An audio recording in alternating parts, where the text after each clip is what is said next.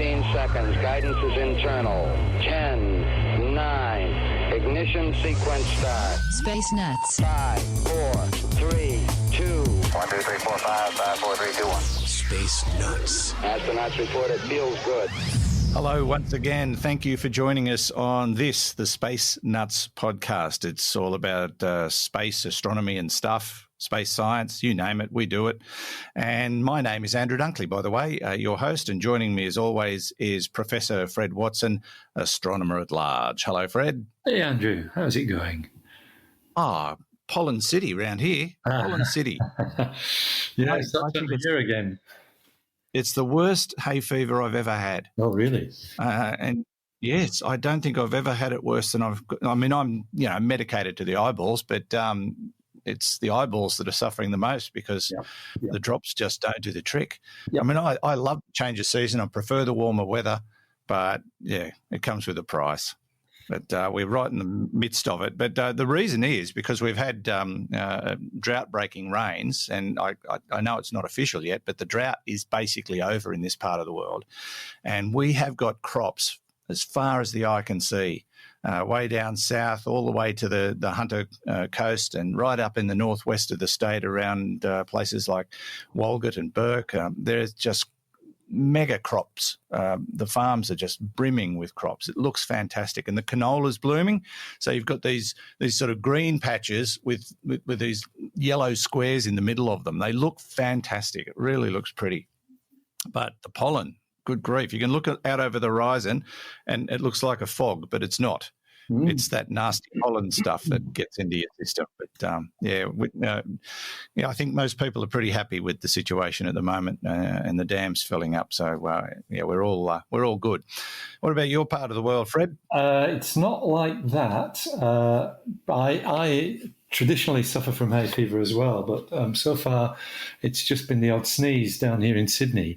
But something to look out for, Andrew, if you have a lot of pollen in your atmosphere, you should check out the sun. And so what you need to do is put your thumb up, or better still, something a little bit bigger that blocks out the direct light of the sun. And you might find you see some coloured rings around it, which is called a pollen corona. And it comes about because if there's a lot of pollen in the atmosphere, the pollen grains are all the same size, and so you get a process called diffraction, which splits the light up into its rainbow colours. So you might see these coloured rings with reds and greens in them, which are quite spectacular. When I used to live in Coonabarabran, quite commonly at this time of the year, you could see them. They're well worth a look if you actually do see them. So you can let me know next time if you find. I'll give that a crack because it is a clear sunny day today, but I can see a haze, so there is pollen in the air. So I'll give that a try, and if I can get a photo, I'll publish it. On our Facebook page. Yeah. Now today, Fred, we're going to look at. I was amused last weekend. I always read the news on a Sunday morning, just kick back with a cup of coffee and catch up on all the dross that's getting put out by those most savoury news outlets. And apparently, we were going to get hit by an asteroid again. That seems to be one of the Sunday go-to stories. We're going to get hit by an asteroid.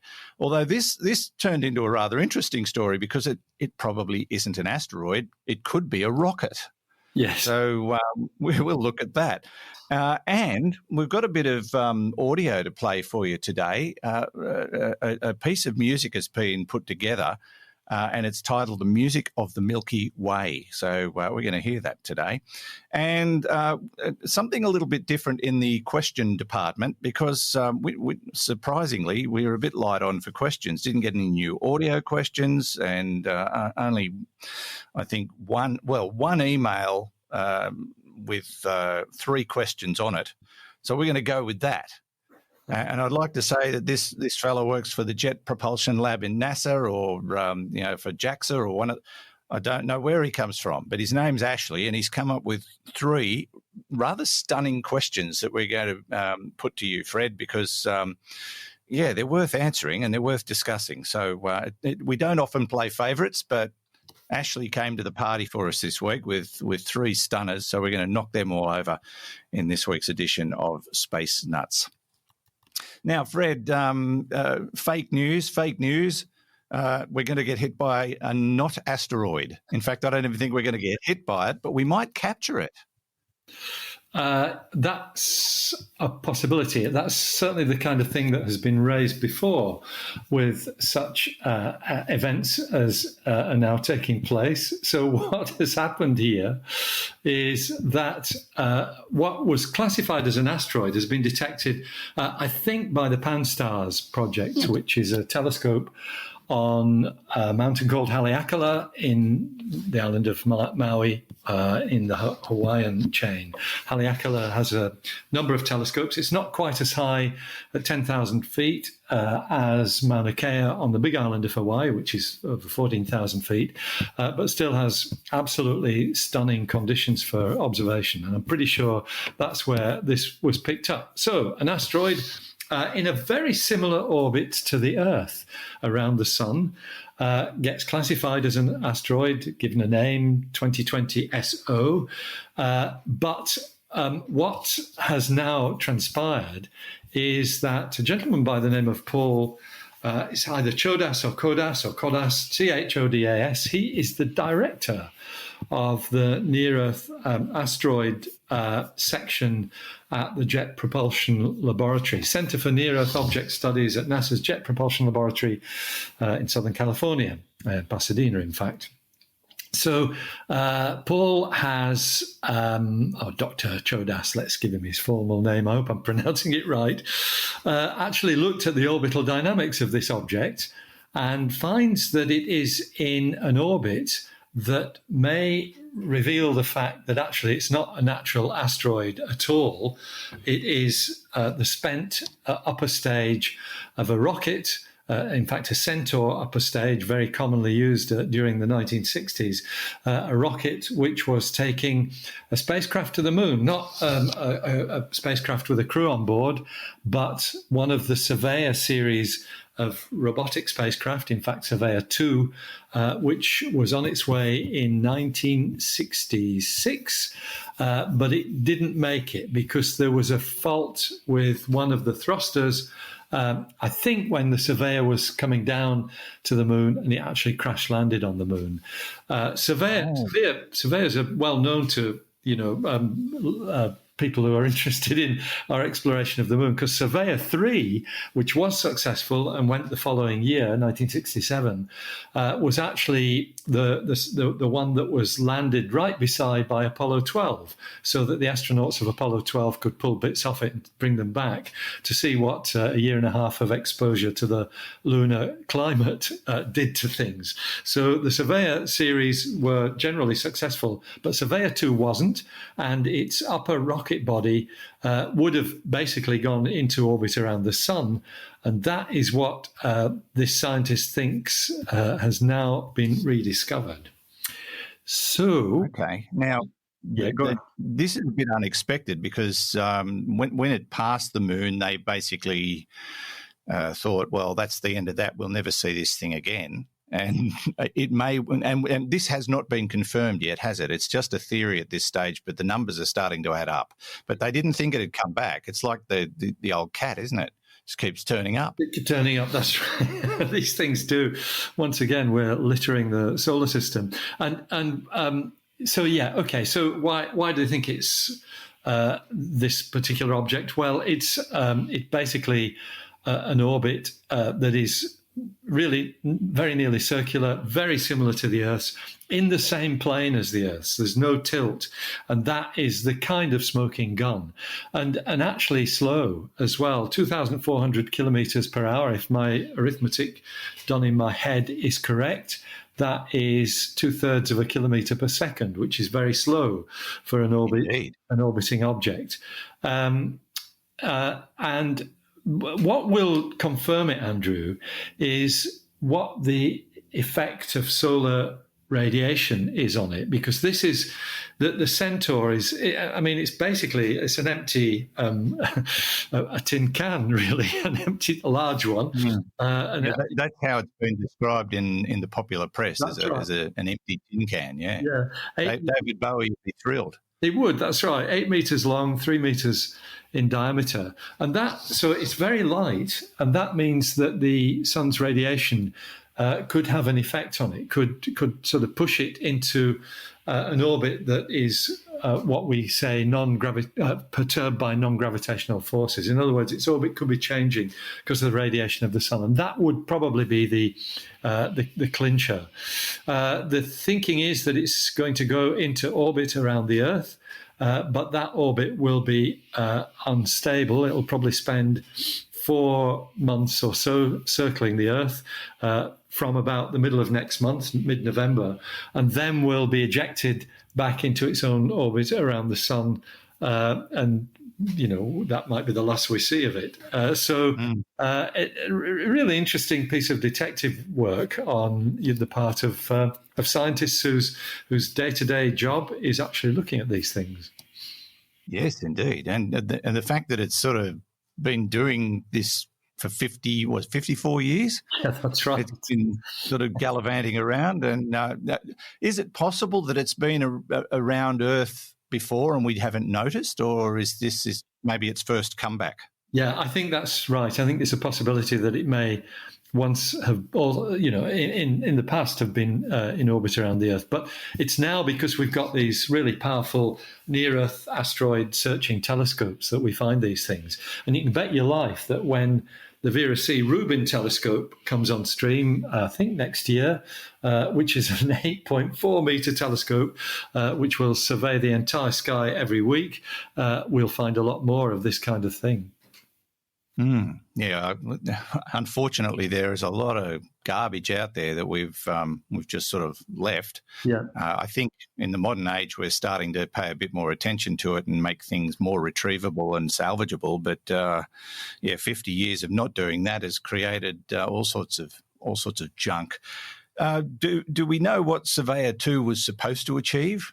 It was a lander. The idea was very much to make sure, first of all, that you're not going to land on the moon and sink into its surface because of this dry quicksand effect that some people thought that the moon might exhibit. It was a big worry, especially when you're planning to send humans to the moon. But also it had all the usual radiometers, spectrometers, a camera on board, stuff to really sample the lunar environment in as much detail as possible. Now, it is possible that this is not the rocket we're talking about, but it is starting to look more and more likely. I suppose that's the best way to put it. That is very much the conservative approach to take, Andrew. I admire your scientific insight there. It is probably it, but we're not certain. It's called journalistic integrity, Fred. Not many of us left. Well, you're the last person I would have thought of. No. Just joking. Just joking. Well, okay, fair enough. There may be more on this story, but it won't come from me. You're listening to Space Nuts with Andrew Dunkley and Fred Watson. This episode of Space Nuts is brought to you by LastPass, simplifying your online life. Now, if you're anything like me, you probably find one of your biggest frustrations in life is remembering all your passwords, all those login details, usernames, passwords, important information that have built up over many, many years. And you might have hundreds of them. I know last time I counted, I had like 88 passwords for various things, and it can get quite cumbersome. So what can you do about it? Well, I use LastPass. It's a password manager. It's a fabulous solution to this problem. And believe me, the relief is unbelievable, not to mention time saving. Now, you can sign up for LastPass and you'll be joining 25.6 million fellow users from around the world, and 70,000 plus businesses. With those kinds of numbers, they've got to be doing something right, and they do. In my experience, it has simplified everything. I've got every username, every password from everything I do built into LastPass, and it's integrated. I can use it on my desktop, I can use it on my laptop, I can use it on my phone, I can use it on my iPad. It's that simple. And it can even work in a way whereby you don't have to type in anything. You open LastPass, you type in what you're looking for, let's say it's your Gmail account or something, and it will bring it up, and you just click on the link and it will open it for you. You don't have to do anything. It is really, really good. Now, you can get the premium package for around $4.50 a month, and there's a family and enterprise plan as well, and it works, as I said, across all devices. Put your passwords in, you can go into autopilot, you can reduce the stress. It's really fabulous. I highly recommend it, and it will give you peace of mind. You will never have to sit there going, oh no, I've forgotten my password. It's one of the worst feelings in the world, and this is the solution. It's really simple and highly secure.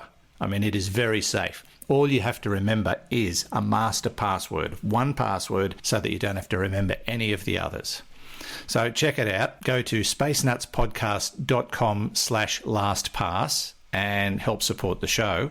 Sign up and you can check it out for free at spacenutspodcast.com/LastPass and just simplify your life. Link details are in the show notes and on our website. Now, back to Space Nuts.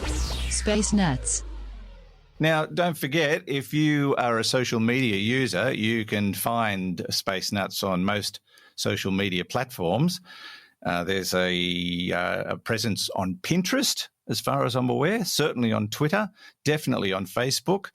And there's a podcast group that's been created by Space Nuts listeners. It's called the Space Nuts Podcast Group. They put a lot of thought into that name. I think there were several votes before they decided upon that one.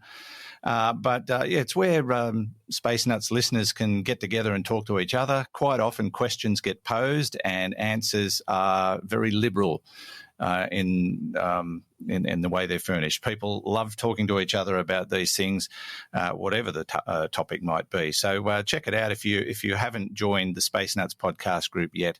I highly recommend it. I poke my head in there occasionally and occasionally make a remark, but it's really for the listeners. They're the ones who wanted to put it together. So that's where you go. Of course, the Space Nuts official Facebook page is there as well, and you can join that too. And of course, YouTube. You can listen on YouTube and find us there, and I don't know where else. So many other places. Now, Fred, let's go to this next story, which is something a little bit different for us because it's about listening to the music of the Milky Way, as reported by the astronomy-now.com website. We should give them a credit because they've put up this piece of audio. This is really, really interesting. What sort of led to this? Do we know? I think it's come about because people, know that there are many different ways of looking at the universe. And so this is a novel and new and different way that has been put together by scientists at the Chandra X-ray Observatory. And in fact, it's, Astronomy Now has carried the story, but the Chandra X-ray Observatory website has information on this. So basically, Chandra is NASA's flagship mission for X-ray astronomy. It's a bit like the Hubble. It's one of the great orbiting observatories. And these scientists at Chandra, what they've done is they've said, well, we've got images of the Milky Way taken by all these marvelous orbiting telescopes, and that gives us a very multi-wave band view of the Milky Way. And so what they've done is they've merged images from the Hubble telescope, so that's in the visible and ultraviolet, from the Chandra X-ray Observatory, so that's X-ray images of the Milky Way, and the Spitzer Space Telescope, which is no longer operational, but did actually observe the Milky Way in the infrared wave band. So taking these four really, because you've got ultraviolet in there as well from Hubble, very, very different wave bands, and made a composite image of the Milky Way, and then they have sonified it. And the sonification process says, okay, let's look at the picture, and from top to bottom, imagine that you're going from higher to lower notes. So that gives you, if you get a ping in the middle range of the musical scale, then that's somewhere in the middle of the image. And it's caused, a ping would be caused by a point of light. A drone would be caused by an extended object, something which covers many, many pixels. In other words, a bigger part of the image. And then they give it a tone, which depends on the instrument which was used to make that particular part of the image. In other words, the Hubble or the Chandra or the Spitzer telescope, they've given it a kind of timbre, a characterization of the note. And so when you put it all together, you get something that I think is extremely beautiful, a kind of sonic journey across the length of the Milky Way. Remember, the high notes are from the top of the image, the low notes are from the bottom of the image, but they're played as you scan across the width of the image, and get a very, I think, a very restful sound. It's sort of It's lovely. It is really lovely, and it's so. What we're about to hear is actually scientifically produced. This isn't just somebody playing games with noise and just sort of running them across a 400 light year wide image. This is scientifically produced. So what you're hearing is designated sounds based on the objects in the image. Is that what? Yeah, that's would right. That describe it? Perfectly, and in a way, it's a different way of looking at the sky. Except you're not looking, you're listening to it. But if we were equipped only with ears, and some people are, then this is a great way to visualize the splendor of the Milky Way. Okay, well, without further ado, let's have a listen to the music of the Milky Way.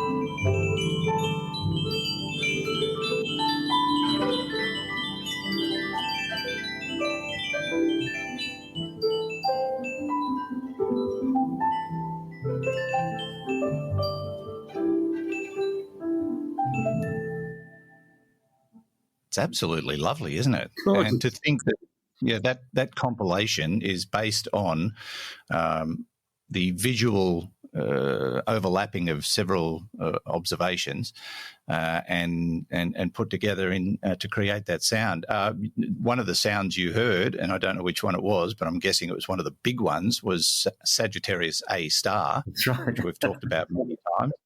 And several other objects in our particular part of the universe, the Milky Way. So, that's just beautiful. They've done a really good job of that, haven't they? That's right. Who would have thought a black hole would have sounded so lovely? Because in the middle of Sagittarius A star, that's where the black hole is. And just a postscript to this, Andrew, if people want to follow up a bit on this, the Chandra X-ray Observatory website, which is chandra.si.edu. If you go to that website and hunt around a bit, it's actually under their photo album section.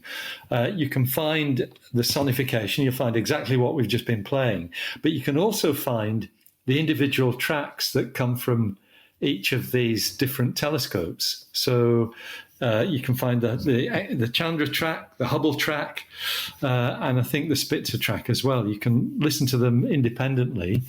And you can also look at some other objects in the sky. They've sonified an image of Cassiopeia A, which is a very bright X-ray source in the sky with an optical counterpart. And perhaps most especially, they've sonified the pillars of creation. Remember the images from the Hubble Space Telescope, those 3 pillars of creation. They've done a sonification of that too. So you can look at all of this, and it's a great place to have a look around, especially if you like music and you're musically minded. A different way of looking at the sky. Yeah, this could be really good for the sight impaired. Exactly. The people who never get an opportunity to see what's out there. Yeah, exactly. Creating images in their mind through music or through various tones might be an option. I think it's fabulous. Yeah. We might pop that on again towards the end of this episode. It's not unlike the way we record our podcast, Fred. There's the Fred Star sound on one side and the Andrew Black Hole sound on the other side, and we put it all together at the end. Our tracks are independently recorded from different observations. Yeah, doesn't sound as good as that, though, does it? It doesn't, no, definitely not. You're listening to Space Nuts with Andrew Dunkley and Fred Watson. Space Nuts. As always, I'd like to thank our patrons, the people that put a little bit of coin into the podcast via Patreon or Supercast or Acast, whatever is your preference. All the details on our website, of course, spacenutspodcast.com if you'd like to become a patron.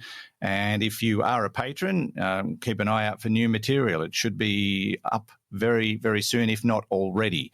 A couple of new segments for our patrons. Of course, as a patron, you do get bonus material, you do get the ad-free version, and you do get the early edition of the Space Nuts podcast. That's just part of the deal and our way of saying thank you for supporting us.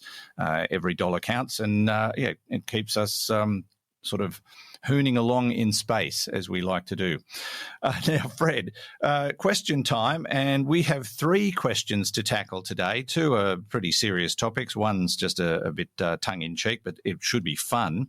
And they all come from Asley. Now, Asley has sent us questions before, but for some strange reason, we've hit a bit of a question drought. So don't forget, if you want to send us a question, you can do that via our website. Just fill in the blanks at spacenutspodcast.com, or you can go to the AMA tab at the top of the website, click on that, and actually record your question with your own voice and everything, and ask your question that way. Just tell us who you are, where you're from, and ask your question, like how did Andrew go at golf last weekend? Yeah, well, I shot 81.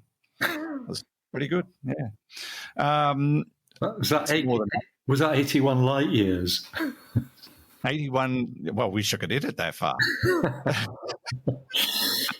But yes, that's how you get your questions to us on Space Nuts. Now, thank you, Asley, for sending in this treasure trove of questions. Hi, Andrew and Fred. I have more questions for you. This first one is about population 3 stars. Is there a theoretical minimum size for population 3 stars? There is obviously a lower mass limit for younger stars before they are classed as brown dwarfs, which is about 10% the mass of our sun. But is this different for stars which would have no metals in their formation? This, of course, leads to the question, could there be population 3 red dwarfs with no metal in their spectra? So that's his first question, Fred. That's a really fascinating and insightful question. Obviously knows his stuff, does Asley? Yeah, indeed. So let's just what they say. Let's just unpick this. Yes, that's what they say in journalistic circles. Yes, you would know. What is a population 3 star? So this was a classification that goes back to a man called, I guess he would have been Walter Baade when he was in Germany, but he moved to America in the 1930s and became Walter Baade, a very famous astronomer who during the blackout, actually, at Mount Wilson Observatory, when Los Angeles was blacked out during the Second World War, he observed the stars of the Milky Way and classified them into what are called populations. So very briefly, population 1 is stars like the Sun, stars which are sort of rich in, now what we call metals is anything other than hydrogen and helium. So to an astronomer, oxygen is a metal, as is calcium, as is carbon. So stars are made of hydrogen, helium, and metals. It's a curious thing that has evolved over the decades. But what he said was that population 1 stars are rich in metals. They've got all the components that we find around us on the Earth, because that's where they've come from originally, from other stars. But then there's population 2, and he noted that they are stars principally in the central region of our galaxy, and also in the galaxy's halo, the spherical swarm of stars which surrounds our galaxy. And they are much lower in metallicity. That means they've got fewer of these heavier elements like oxygen and iron and carbon and all of that. But there's also this postulation of a third population, population 3, which is the very first stars that were created in the universe. And because metals, heavier elements, are created in stars, if you go back to the first generation of stars, you should find stars with no metals at all in them. And they haven't actually been found yet. We found population what we might call extreme population 2 stars that have got the minutest trace, and usually it's iron that you're looking for, but very little. And you know that they are very, very old stars because they've got such small amounts of these contaminants that have come from earlier generations of stars. But population 3 is still something we have not genuinely seen. And population 3 stars are usually assumed to be very large, with masses up to 100 times the mass of the Sun, because they were formed in the early universe. Hydrogen was everywhere. They pulled in, lots and lots of hydrogen as they collapsed gravitationally into a star. But there wasn't much else apart from the helium, which also comes from the Big Bang, by the way. So the hydrogen and helium are leftovers from the Big Bang. Okay, so to the question, is there a lower mass limit? And that's a really interesting question, because as I've just said, we normally think of these things as being highly massive. The outcome, and I'm not a specialist on population 3, although I've worked, to some extent with scientists who are looking for extreme population 2 stars. We did that in the RAVE survey. We actually looked at some very low metallicity stars, which are extreme population 2. But there certainly have been studies that have looked at exactly this. If you've got a low mass star being formed in the early universe, what would happen to it? And the usual thinking is that a low mass star wouldn't stay a low mass star for long, because as it was growing, there's so much raw material there, it just accumulates more gas and becomes a high mass star. So the thinking is that there probably aren't any, but there was a study which took place in 2017 that looked at the possibility of there being a low mass star, or a star which is going to be a low mass star. It's still accreting material, if, because of gravitational interactions with other objects within the cluster in which it's being born, if those gravitational attractions ejected it from the birth cluster before it could collect more mass, then you might have a population 3 star that survives to the present day. And they're looking at something about 0.8 of a solar mass. So it's not the brown dwarf sized objects that Ashley was referring to, which are indeed, actually, they're smaller than 10%. I think it's 13 times the mass of Jupiter is the lower mass for a brown dwarf star. So they're not at that level. They're much more like the mass of the Sun, but 0.8 of the mass of the Sun. This was suggesting that a star of that mass could survive to the present day. And that means we might find one that was ejected from its birth cluster before it could get bigger. But it hasn't been found yet. The normal way of looking for population 3 stars, of course, and this is one of the targets of the forthcoming array of extremely large optical telescopes that we will have, that is to look into the distant universe. So you're seeing these stars as they were, just a few 100 million years after the birth of the universe. That's where you expect to find conclusive evidence of population 3 stars, of course, by looking at their spectra, by looking at the rainbow spectrum, which contains the signature of any metals that might be there, or hopefully in this case none, just hydrogen and helium. Okay, so when he asks about population 3 red dwarf stars, again... Probably not. Mm. Probably not quite that small. But, who knows? We might find something like that. It's a great question and a great suggestion. And population 3 stars are really interesting, as you can tell from my rather long-winded answer there. Well, yeah, it's just another thing we think exists and we just haven't found yet. Yeah, there's a lot of that going on in astronomy. There's a lot of that. Yeah, that's right. Okay, now Ashley's second question is about the effect of dark matter. I just heard everybody groan. We talk about dark matter too often.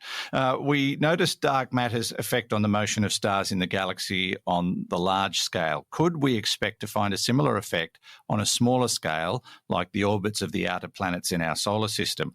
Would it be a feasible idea to put a high-accuracy clock on a deep space probe like New Horizons to measure the gravitational field in outer solar systems, or our outer solar system in this case? Yeah, so you're already measuring the gravitational field just by the trajectory of the spacecraft.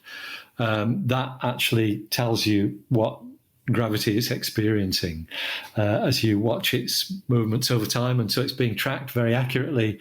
And so the gravitational field is exactly what you'd expect, with a few, what we've referred to already in this podcast, non-gravitational perturbations, where the radiation of the sun actually pushes things in a slightly different direction from what you'd expect from pure gravity. So that's all sort of taken account of. But you would not really expect to see any effects of dark matter in the solar system, because on the scale of the solar system, it's very likely that the distribution of dark matter is uniform. So it's just providing a uniform background within which the planets are orbiting and everything is going on as per normal. It's only when you look at larger scales where the dark matter seems to be concentrated, and in particular on the scale of a galaxy, we know that the dark matter is concentrated towards the center of the galaxy but extends in a spherical halo, and the galaxy is much, much bigger than the solar system. That's when you start seeing the effects of dark matter. And of course, when you look at bigger structures like clusters of galaxies, you will also see its effects there. So on the scale of the solar system, we're too small to see the effects of dark matter. Okay. I would have thought, and you probably said this in a different way and much more insightfully than I did, but I would have thought that dark matter affects everything when you take into account the entire universe. Yes, that's right. It does. But if you're immersed in a sea of dark matter, which is not changing at all, then you can't detect it, at least not from a gravitational point of view. You can detect it, we hope, one day by very subtle particle physics detectors, and there's a new one being built.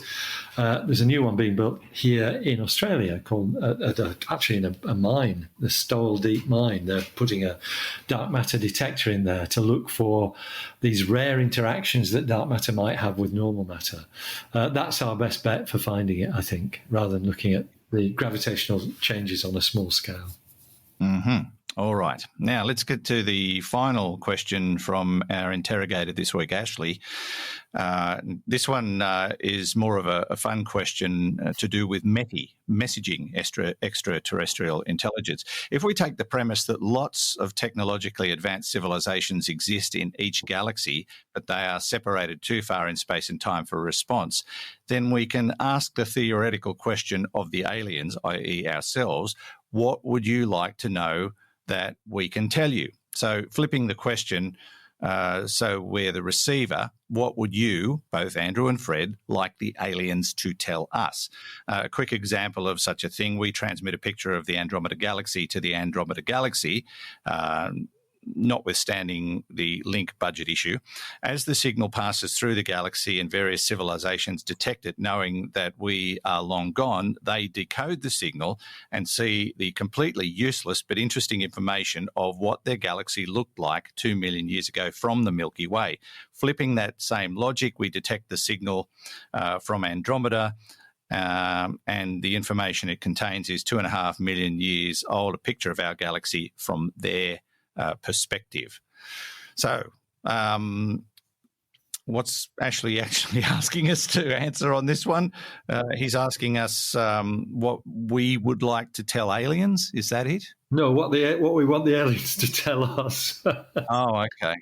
I've got a feeling we've been down this road before. Yeah, we've been down similar roads, but it's quite a nice question. And it actually introduces an interesting concept, messaging extraterrestrial intelligence, which is not something we've done in a big way. I mean, we do it inadvertently by all the radio signals that are leaking out into space from the Earth, and there's this shell of radio signals that's virtually 100 light years in radius, because that's how far these radio signals have gone. They're probably so weak now that they're indetectable. But we've never, I think there have been 2 occasions when testing new radio telescopes, messages have been beamed into space in directions that we know contain clusters of stars. One, I think, was with the Arecibo dish, and what was done was a kind of crude picture was encoded into the signal, and it was beamed off. They are, however, very rare events, and there hasn't ever been a sustained campaign to send signals out directed into space at, for example, at stars that might contain, that might have Earth-like planets in orbit around them. That has not happened. But there is a project which is part of the breakthrough set of initiatives, which we've talked about before. This set of initiatives funded by Yuri Milner, a Russian billionaire, with a number of quite eminent scientists among his board, which included, certainly when he was alive, Stephen Hawking. Breakthrough Listen is one of them, actually using radio telescopes like Parkes to listen for extraterrestrial signals, none of which have been found yet. But there is something called Breakthrough Message. It's part of the Breakthrough Initiative. And as it says on their website, Breakthrough Message aims to encourage debate about how and what to communicate with possible intelligent beings beyond Earth. It takes the form of an international competition to create messages that could be read by an advanced civilization. The message must be in digital format and should be representative of humanity and planet Earth. But they make the note that for the moment, we have no plan to send these messages. It's really about encouraging global discussion on the ethical and philosophical issues of sending messages into space. And they pledge not to transmit any message until there's been a wide-ranging debate at high levels of science and politics on the risks and rewards of contacting advanced civilizations. Stephen Hawking, you might remember, was dead against this kind of thing because he thought that it might look too tasty for the aliens. Well, there's always the risk of misinterpretation. Yes, that's right. Exactly. You could send a message of goodwill and humanity, and they interpret it as something quite hostile. A declaration of war. Yeah. Or it translates to, "Did you remember to bring the milk?" Yes. Yeah, that's right. And they'll go, why would they want to know that? I think it's been well portrayed, and I know this is a bit of a joke, but this sort of situation has actually been well portrayed in The Hitchhiker's Guide to the Galaxy. Douglas Adams had a lot of fun with this misinterpretation of messages. And wrote some very funny parts to the story of The Hitchhiker's Guide to the Galaxy in his entire story, like the aliens that attacked Earth because they misinterpreted a message and got eaten by a dog. They got the signs. That man's brain still intrigues me. Yeah, but the best portrayal was the movie Arrival, which I think you saw, where the whole of the movie was about the issue of how you communicate with these aliens who turned up on our doorstep. Very, very interesting, ideas in that movie. It was quite a nice movie. And the other one that portrayed it well was Contact, where we received an alien signal, and what they were sending back to us was the opening ceremony of the 1936 Olympics. And the first image we saw from the aliens was a Nazi swastika. So, I mean, there it is. Yeah. There it is. Exactly the same issue. Misinterpretation, misunderstanding, miscommunication, whatever you want to call it. I suppose we should probably indulge Ashley and say, what would we like the aliens to tell us? I think I've tried to think about something different. I mean, the God question comes up. How did you come into being? Why are you there? What's your history? Do you believe in a creator? I'd really like to go down that road with the aliens. I think it would be interesting to see if they sort of became advanced and intelligent beings and had a biblical belief backing it up, as we do on Earth in many different forms. But yes, that's something I would wonder about, and so I would ask that question. And you could extend that, Andrew, to sort of ask them what their version of evolution was, because if you ask a scientist on Earth that same question, where did we come from? Then we've got a fairly cogent story about that. But of course, it all has to have a universe there in the first place, and nobody's very sure about where that came from. So I think that is a great question. It's a great line of questioning to take. Mine would probably be a lot more, a lot simpler, and maybe a lot more naive, if I can put it that way. It'd be something along the lines of, I know what you'd ask. Go on then. Do you have cats? Do you have cats? Yeah. Do you have roosters? That's what we'd ask. Do you have roosters? Yeah. No, it would be actually exactly that. It would be, what's it like where you are? In other words, to use them as a probe, as a tool to probe the details of an environment in space which is a long way from us. That would be very interesting. It would be like having a free telescope, a telescope that could give you imagery of things on a local level on an extrasolar planet somewhere. That would be priceless information. Dependency of weather records, almost that sort of thing, which would let us probe their environment in a way that would be very informative to scientists here on Earth. The truth, Ashley, is you'd probably never stop thinking of questions to ask them. Right. As you got into it, there'd just be so much more that you'd want to know. It would be an ever-evolving communication situation, I imagine, which would, of course, end with, Fred, so long and thanks for all the fish. Exactly.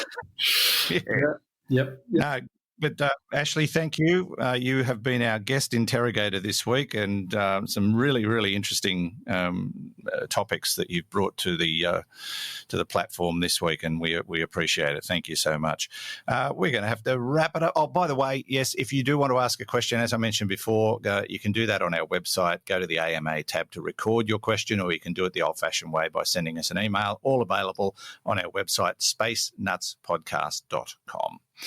And that's going to wrap us up for another week, Fred. It sounds like it, Andrew, but that's been a great discussion, and I look forward to the next one, which might not be too far away. It probably won't be. I'm thinking a week or so. Thanks, Fred. We'll go out with some beautiful sounds, the music of the Milky Way, as created by the Chandra X-ray Observatory and the Spitzer Space Telescope and the Hubble Space Telescope, all those images put together to create a beautiful image, but then they put music to it and created this. It is just absolutely lovely. And that's how we'll finish this week. Thanks, as always, to Fred. Thanks to Hugh in the studio. And from me, Andrew Dunkley, thanks for your company. We'll look forward to you joining you again on the next episode of Space Nuts.